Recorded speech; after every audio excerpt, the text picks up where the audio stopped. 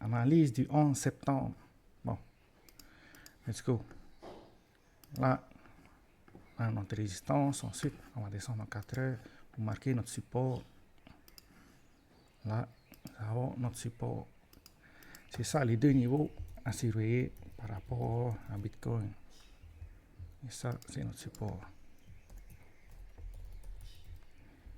Ensuite, il y a des liquidités que le marché a laissées. Par exemple, il y a ça, qu'on va différencier en jaune. Il y a celle-là, bien sûr.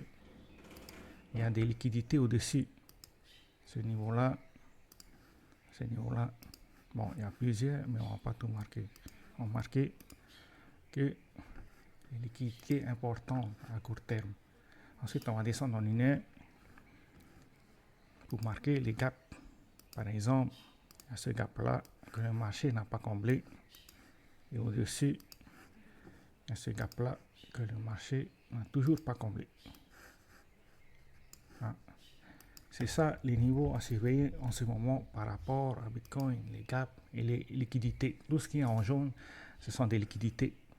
Je vais mettre ça en rouge pour différencier. Ah. Maintenant, par rapport à ça, on peut commencer à tracer les chemins probables.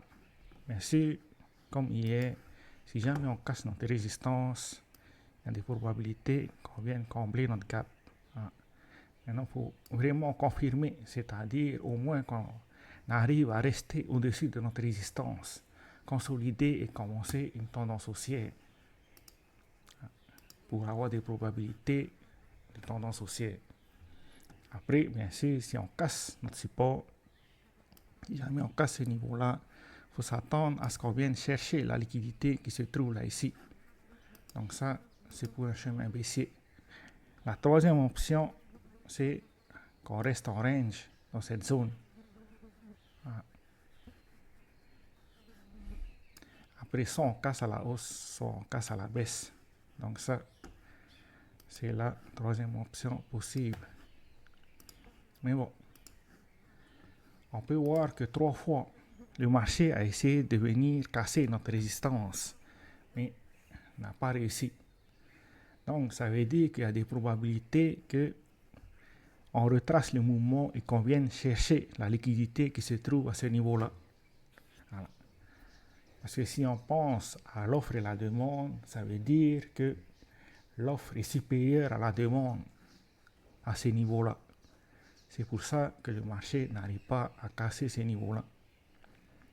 En termes d'acheteurs et de vendeurs, il y a des vendeurs qui se sont positionnés à ce niveau-là pour essayer de pousser le prix beaucoup plus bas.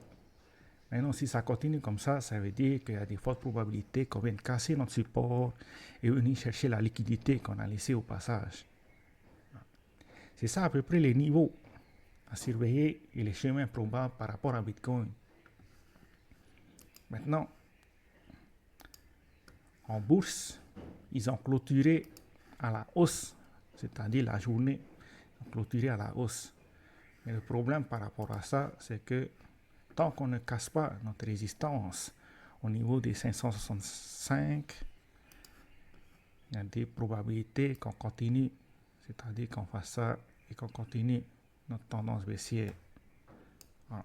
C'est pour ça qu'il vaut mieux avoir des confirmations, c'est-à-dire qu'on casse les résistances, la résistance du dessus et qu'on reste au-dessus de ce niveau-là. Sinon, il n'y a aucune confirmation de tendance haussière. Donc, c'est ça à peu près les niveaux qu'il faut surveiller en ce moment par rapport à Bitcoin. Ciao, ciao.